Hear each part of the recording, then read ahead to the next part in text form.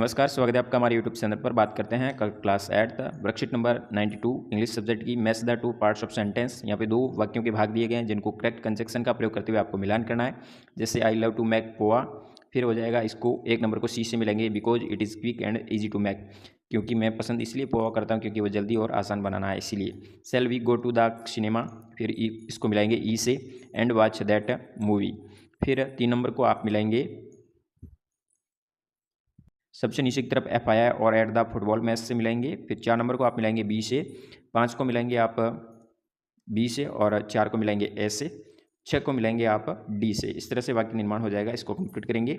फिर नीचे सर्कल बनाना है सही कंजक्शन के ऊपर, तो यहाँ पे बट के ऊपर किया हुआ है। इसी तरह यहाँ जाएगा the tea was too hot so he put some cold milk in it, यानी उस चाय गर्म थी इसलिए उसमें थोड़ा ठंडा पानी मिला दिया, तो यहाँ पे सो का प्रयोग करेंगे। यहाँ आएगा बिकॉज, यहाँ पे और कंजक्शन आएगा और यहाँ पर भी बिकॉज कंजक्शन का प्रयोग करेंगे और इस वर्कशीट को कंप्लीट करेंगे। बात करते हैं 93 वर्कशीट की। यहाँ पर एक स्टोरी दी गई है चित्र के माध्यम से, जहाँ पे 1 से लगा के 5 तक की चित्रावली दी गई है। 2 पुत्र और पिता हैं जो गधे को लेके जा रहे हैं। पहले गधे के ऊपर लड़का चढ़ जाता है, फिर पिता चढ़ जाता है, फिर दोनों चढ़ जाते हैं, फिर दोनों गधे को उल्टा लटका के लेके रवाना हो जाते हैं। ये कहानी है।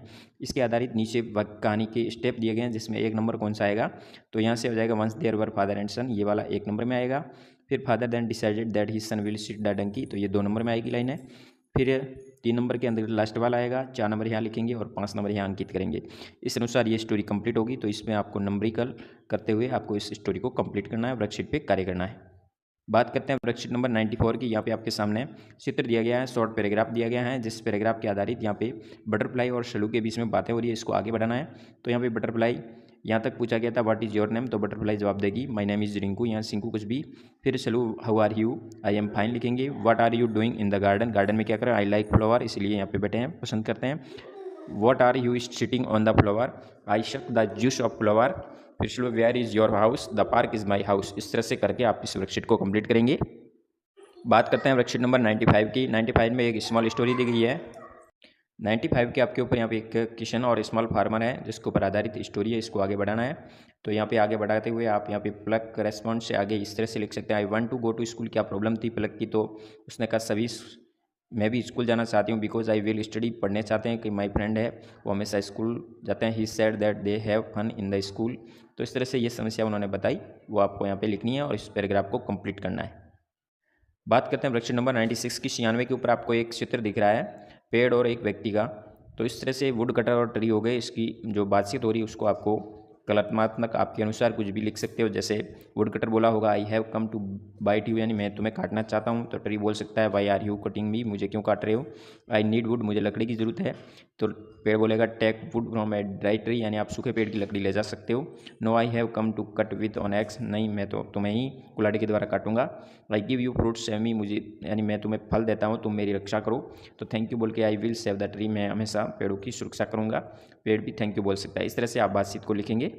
बात करते हैं वर्कशीट नंबर 97 की। यहाँ पे रीड दिस सेंटेंस केयरफुली, यहाँ पे हु का प्रयोग करते हुए आपको जैसे ऊपर 1 2 3 बनाए हुए उसी तरह जैसे नीचे हु टीचर्स यू मैथ, यहाँ हो जाएगा डियर दिनेश टीचर्स मैथ, इस तरह से लिख सकते हो। Who washes your cloth, my mother washes cloth, इस तरह से लिख सकते हो। हु योर बेस्ट फ्रेंड, तो यहाँ बेस्ट फ्रेंड का नाम लिखेंगे, कंप्लीट करेंगे। और यहाँ पे the tortoise won the race लिखा गया है, तो यहाँ हो जाएगा हु वॉन द रेस, इस तरह से इसको कंप्लीट करेंगे। बात करते हैं वर्कशीट नंबर 98 की। यहाँ पे एक पिक्चर दिया गया है, तो इस पिक्चर आधारित आपको नीचे स्टोरी कंप्लीट करनी है।